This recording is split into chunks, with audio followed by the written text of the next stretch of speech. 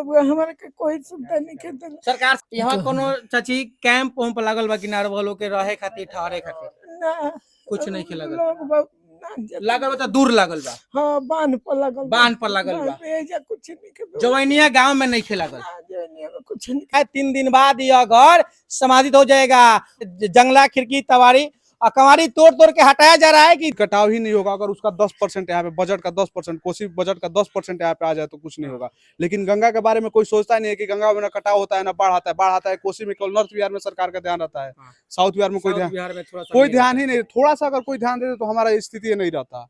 देखिए जीवन यहाँ तक इतना वायरल चल रहा, आप देखे होंगे इतना वायरल हो रहा है जवैनिया गांव, लेकिन इस पर कोई भी टिप्पणी नहीं किया है, चाहे वो सरकार के पक्ष में हो या विपक्ष में हो, कोई भी टिप्पणी नहीं किया है। यहाँ पे इसके बारे में कोई कुछ बोल नहीं रहा है। क्या हम यहाँ के देखा जा रहा है पीएम मोदी साहब आ रहे हैं, बिहार में भाषण दे रहे हैं, जहाँ जा रहे हैं बिहार का चर्चा कर रहे हैं, लेकिन जवैनिया गांव में जिस तरीके से गरीब का घर दह गया, 200-250 घर गंगा जी में समाधित हो गया, लेकिन उसका चर्चा कोई नहीं कर रहा है। कोई नहीं, पक्ष हो या विपक्ष हो, कोई भी कुछ नहीं बोल रहा है।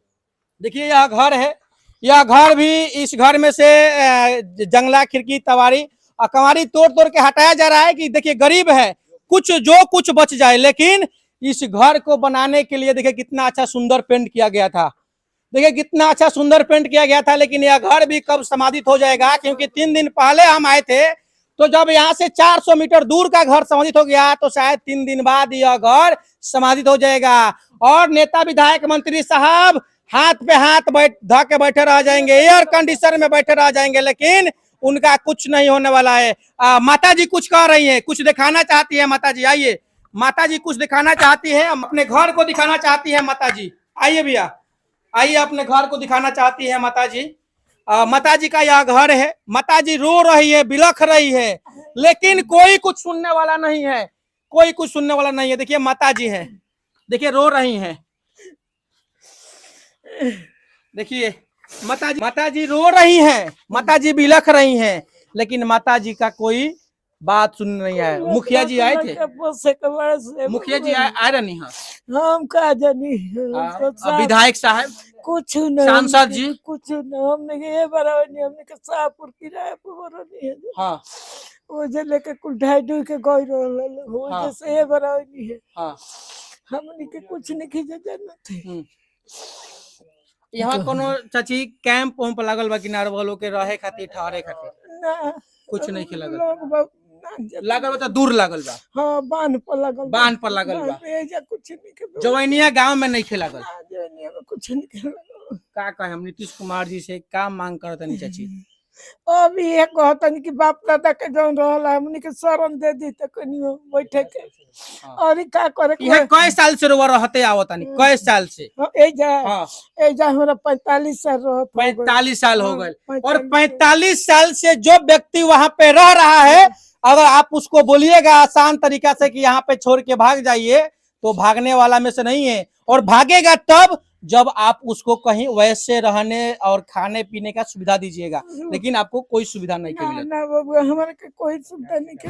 सरकार से काम मांग करतनी, काम मांग करतनी चाची? ये कहतनी हम घर द्वार और का कही, जगह घर अलग है, हमरा घर एगो दे दिया, घर चाहिए हमरा। रुपया तो बबुआ उड़ी जाई, रुपया उड़ी न जाई, खा पी घालब, गरीब तिहाल खाइए न घालब जाए, तब को तो हमनी के शरण दे दीते।